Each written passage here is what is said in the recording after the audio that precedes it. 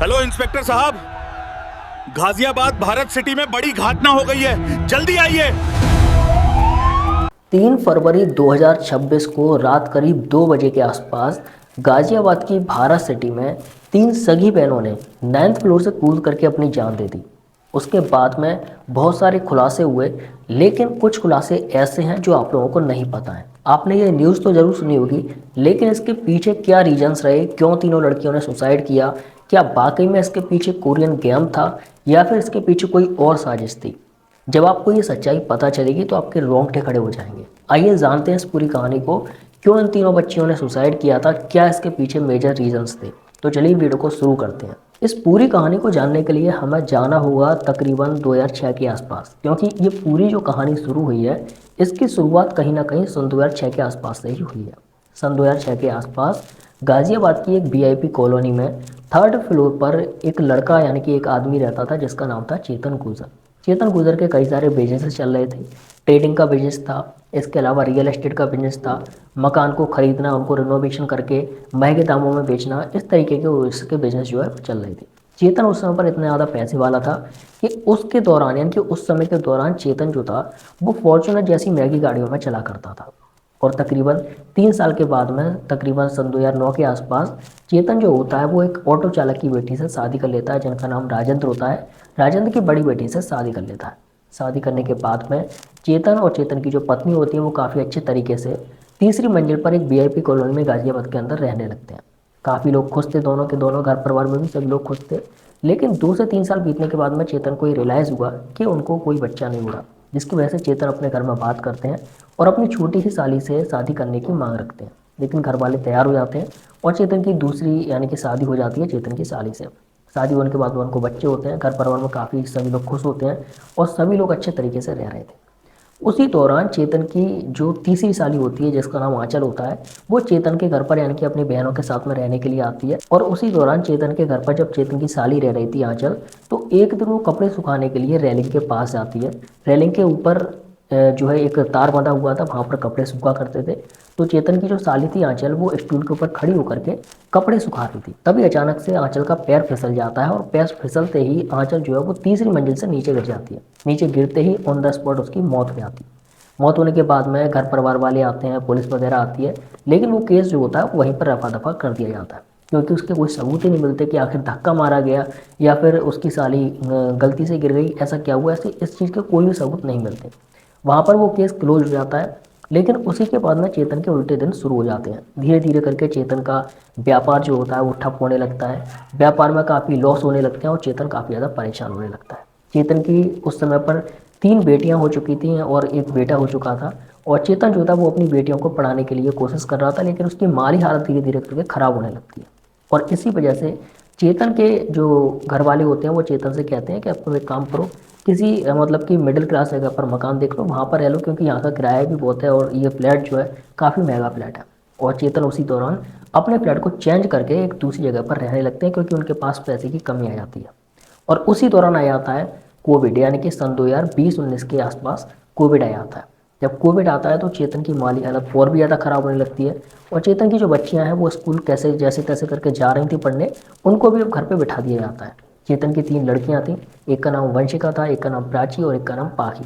ये तीनों की तीनों बेटियां जो थीं, एक की उम्र लगभग उस समय पर काफ़ी छोटी थी बेटियां, क्योंकि इस समय के अकॉर्डिंग उनकी जो इस समय पर एज है वो 14 साल, 12 साल और 16 साल है। तो उस समय पर उनकी एज लगभग कम ही थी। तो उस दौरान वो जो है बच्चियाँ होती हैं वो अपने स्कूल जाना बंद कर देती हैं और घर पर ही रहने लगती हैं। उसी दौरान हमारे भारत के अंदर एक कल्चर बहुत ज़्यादा चला था, जो कि कोरियन कल्चर था, क्योंकि उस समय पर टिकटॉक बहुत ज़्यादा चल रहा था। और उसी समय पर हमारे भारत के अंदर कोरियन कल्चर बहुत ज़्यादा चला था। कोरियन कल्चर में बहुत सारे सीरियल्स आते थे, बहुत सारे गेम्स वगैरह भी थे, रील्स वगैरह भी थी। तो उन बेटियों को यानी कि जो तीनों बच्चियाँ होती हैं चेतन की, उनको उन गेम का बहुत ज़्यादा शौक लग जाता है, गेम का और सीरियल का, दोनों का ही।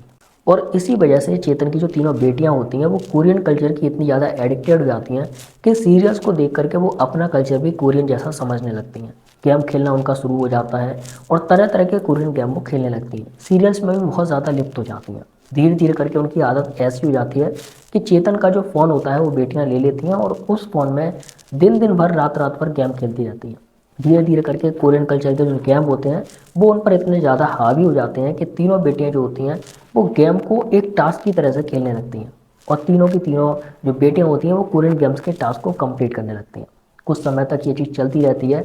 जब चेतन को ये चीज़ पता चलती है कि बेटियां जो है बहुत ही ज़्यादा गेम खेलने लगी हैं, और इतना ही नहीं, ये भी होता है कि चेतन की जो तीनों बेटियां थी ये एक साथ खाना खाती थी, एक साथ बैठती थी, एक साथ सोती थी, एक साथ ही एक कमरे में रहती थी। ये घर से निकलना बिल्कुल बंद कर देती हैं। तकरीबन सन 2023 में इनकी ये हालत हो चुकी थी कि घर से बाहर जाना इनका बिल्कुल बंद था, किसी से भी मिलना जुलना नहीं होता था। घर में कोई रिश्तेदार आ रहा है, किसी से कोई बात नहीं करना, अपने अलग एक कमरे में पड़े रहना, ना स्कूल जाना ना कुछ करना, सिर्फ और सिर्फ गेम खेलते रहना और गेम्स के टास्क को पूरा करते रहना। जब चेतन को ये चीज़ रियलाइज़ होती है तो चेतन और चेतन की बीवी जो होती हैं दोनों, वो कोशिश करती हैं कि बच्चों से फ़ोन छीन लिया जाए, और इसी दौरान बच्चों से फ़ोन छीन लिया जाता है। और फ़ोन छीनने के बाद में चेतन जो होते हैं वो एक फ़ोन को बेच देते हैं, यानी कि जो बच्चियाँ फ़ोन चला रही थी, जिस पर गेम खेल रही थी, उस फ़ोन को लेकर के बेच देते हैं। लेकिन बच्चियाँ जो होती हैं वो रोती हैं, बिलखती हैं और बहुत ज़्यादा रिक्वेस्ट करती हैं। कुछ समय के बाद में चेतन की जो बीवी होती है उनको तरस आ जाता है, फिर से वो एक फ़ोन का अरेंजमेंट करके बच्चियों को दे देती हैं। लेकिन बच्चियाँ फिर से वही एडिक्ट हो जाती हैं और उसी तरीके से गेम्स वगैरह खेलने लगती हैं। और इसी तरीके से ये सिलसिला तकरीबन सन 2026 के आसपास तक, यानी कि 2025 के लास्ट यानी कि दिसंबर तक चलता रहता है। जब माँ बाप काफ़ी ज़्यादा परेशान हो जाते हैं, यानी कि चेतन और चेतन की बीवियाँ बहुत परेशान हो जाते हैं, तो चेतन जो होते हैं वो गुस्से में आकर के अपनी तीनों बेटियों से फ़ोन छीन लेते हैं और उनको फ़ोन देना बंद कर देते हैं। ये बात होती है दिसंबर सन 2025 की, दिसंबर एंड की। अब जैसे ही बच्चियों के पास से फ़ोन जाता है, तो जो बच्चियाँ पूरे पूरे दिन फ़ोन खेल रही थी, यानी कि फ़ोन पर गेम खेल रही थी, टास्क को कंप्लीट कर रही थी, और अचानक से उनको 15 दिन से फ़ोन नहीं मिल रहा, तो वो काफ़ी ज़्यादा परेशान होती हैं।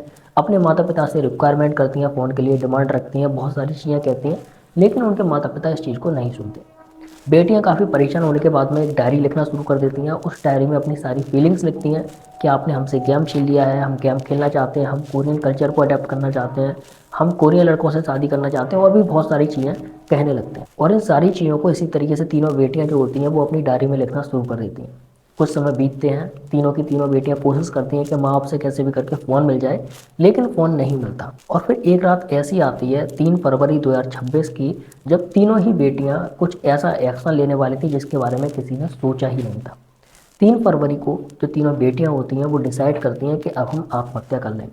तीनों ही बेटियां एक सुसाइड नोट लिखती हैं। सुसाइड नोट लिखने के बाद में 9वीं मंजिल से तीनों रात को 2 बजे कूद जाती हैं। कूदने के बाद में जब घर वालों को और सभी को पता चलता है तो सभी लोग भागते हुए आते हैं। लेकिन उसी दौरान जो चेतन की बीवी होती हैं, जब वो लिफ्ट में चेतन के साथ में नीचे जा रही थी अपनी बेटियों को देखने के लिए जो सुसाइड कर चुकी थी, तो चेतन को, चेतन की जो बीवी होती है पहली वाली, वो गालियां दे रही थी पूरे तरीके से। चेतन जो थे वो चुपचाप सुन रहे थे, और लिफ्ट में और भी लोग थे जो कि इस चीज़ को चुपचाप से सुन रहे थे। नीचे आकर के चेतन की बीवी जो होती हैं वो अपनी तीनों बेटियों को देखती हैं, और देखने के बाद में फिर से चेतन को गाली देने लगती हैं। और फिर उसी दौरान वहाँ पर पुलिस आ जाती है, तीनों ही डेड बॉडीज़ को अपने कंट्रोल में लेती है और वहाँ से चली जाती है। उसके बाद में मीडिया वाले तुरंत वहाँ पर पहुँचते हैं। मीडिया वाले वहाँ के लोकल लोगों से बातचीत करते हैं, पूछते हैं, तो सभी लोग अपने तरह तरह की बातें कहते हैं, तरह तरह की बातें बताते हैं जो उन्होंने देखा था वहाँ पर, जो उन्होंने वहाँ पर फील किया था। लेकिन बहुत सारी चीज़ें जो निकल कर के आई वो शायद कहीं ना कहीं आपको भी शॉक्ड करने वाली हैं। इनमें से कुछ चीज़ें जो हमेशा से सस्पिशियस रही हैं जब से ये केस शुरू हुआ है, और अभी तक सस्पिशियस में ही हैं। तो आइए जानते हैं ये कौन सी चीज़ें हैं जो कि कहीं ना कहीं खटक रही हैं और लग रहा है कि उन तीनों बेटियों के साथ में कुछ ना कुछ गलत हुआ है। इसमें सबसे पहली चीज़ जो है वो ये है कि चेतन की दूसरी शादी करना, क्योंकि रिपोर्ट के मुताबिक ऐसा बताया गया है कि चेतन को दूसरी शादी करने से पहले ही एक बेटी हो चुकी थी। लेकिन चेतन ने मीडिया से ये कहा कि उन्होंने दूसरी शादी इसलिए की थी क्योंकि उनको बच्चे नहीं हो रहे थे।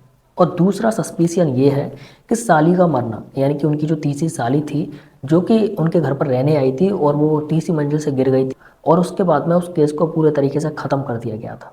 और तीसरा सस्पिशियन ये है कि चेतन का जो बिजनेस था वो अचानक से डेड कैसे होने लगा, और इतना डेड कैसे हो गया कि दोबारा वो बिजनेस उठ ही नहीं पाया। आखिर ऐसा क्या बिजनेस था चेतन का जो कि चेतन दोबारा से अपने बिजनेस को उठा ही नहीं पाए।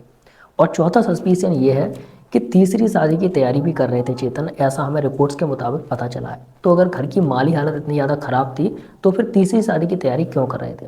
घर की हालत इतनी ज़्यादा ख़राब थी कि बच्चों को पढ़ा नहीं पा रहे थे, तो फिर आखिर क्या वजह थी जिसकी वजह से वो तीसरी शादी करने के लिए तैयार हो रहे थे? और चौथा सस्पिशियन ये है कि चेतन की पत्नी चेतन को गालियाँ क्यों दे रही थी जब उनको पता चला कि उनकी तीनों बेटियों ने सुसाइड कर लिया। तो ये सारे के सारे सवाल अभी तक सभी लोगों के नज़र में हैं और सभी लोग इन चीज़ों का जवाब मांग रहे हैं और मुझे भी इन चीज़ों का कहीं ना कहीं जवाब नहीं मिल पाया है। अगर आपको कुछ भी ऐसा लगता है कि इसका जवाब ये होगा तो आप लोग कमेंट में ज़रूर अपनी राय दीजिएगा। मिलते हैं अगली वीडियो में, तब तक के लिए धन्यवाद। Thank you so much.